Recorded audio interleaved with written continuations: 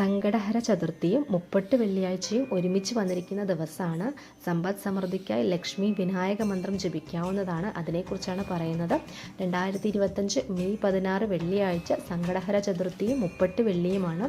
മുപ്പട്ട് വെള്ളി എന്ന് പറഞ്ഞാൽ മലയാള മാസത്തിൽ എല്ലാ മലയാള മാസവും ആദ്യം വരുന്ന വെള്ളിയാഴ്ച നമ്മൾ മുപ്പട്ട് കൂട്ടിയിട്ടാണ് ആദ്യം വരുന്ന ദിവസങ്ങൾ നമ്മൾ മുപ്പട്ട് കൂട്ടിയിട്ടാണ് പറയുക. തിങ്കളാഴ്ചയാണെങ്കിൽ മുപ്പട്ട് തിങ്കൾ, വെള്ളിയാഴ്ച ആയതുകൊണ്ട് മുപ്പട്ട് വെള്ളി എന്ന് പറയുന്നു.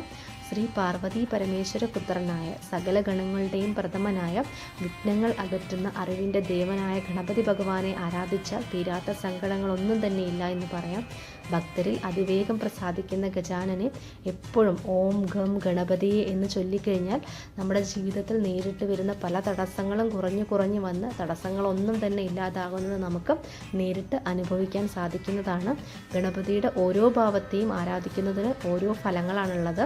അപ്പോൾ എന്തൊക്കെയാണെന്ന് നോക്കാം. ബാലഗണപതിയെ പൂജിച്ചാൽ ആഗ്രഹസിദ്ധിയാണ്. വീരഗണപതിയാണെങ്കിൽ ശത്രുനാശം. ഉച്ഛിഷ്ട ഗണപതിയെ ആരാധിച്ചാൽ വ്യാപാര വ്യവസായ വിജയം.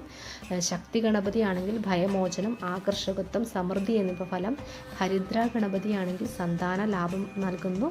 ലക്ഷ്മി വിനായകനാണെങ്കിൽ ഐശ്വര്യവും സമ്പത്തും വശ്യവും നൽകും. അങ്ങനെ ഓരോ ഗണപതിയെയും ആരാധിച്ചാൽ ഓരോ ഫലങ്ങളാണ് ലഭിക്കുന്നത്. ക്ഷിപ്ര ഗണപതിയാണെങ്കിൽ ഐശ്വര്യം, അപ്രതീക്ഷിത തടസ്സങ്ങളും നീക്കും. സങ്കടഹര ഗണപതിയാണെങ്കിൽ ദുഃഖമോചനവും. ഋണമോചന ഗണപതി കടവിമുക്തിയും. ത്രൈലോക്യ മോഹന ഗണപതി വിശ്വവശ്യവും. വിഘ്ന ഗണപതി വിഘ്നം, ബാധ എന്നിവയിൽ നിന്നും മോചനവും. മഹാഗണപതി സർവാഭിഷ്ട സിദ്ധിയും നൽകുന്നുണ്ട്. അങ്ങനെ ഓരോ ഗണപതി ഭാവത്തിനും ഓരോ ഫലങ്ങളാണുള്ളത്. ഗണപതി ഭഗവാന് ഏറ്റവും പ്രിയപ്പെട്ട വഴിപാട് ഗണപതി ഹോമമാണ്. എല്ലാ മാസവും നമ്മുടെ ജന്മനക്ഷത്രത്തിൽ ഗണപതി ഹോമം നടത്തുന്നത് ഉത്തമമാണ്. വെള്ളിയാഴ്ച ലക്ഷ്മി ദേവിക്ക് പ്രിയപ്പെട്ട ദിവസമായതുകൊണ്ട് തന്നെ ലക്ഷ്മി പൂജകൾ ചെയ്യുന്നത് നല്ലതാണ്. ലക്ഷ്മി വിനായക മന്ത്രം ജപിക്കുന്നത് ഉത്തമമാണ്.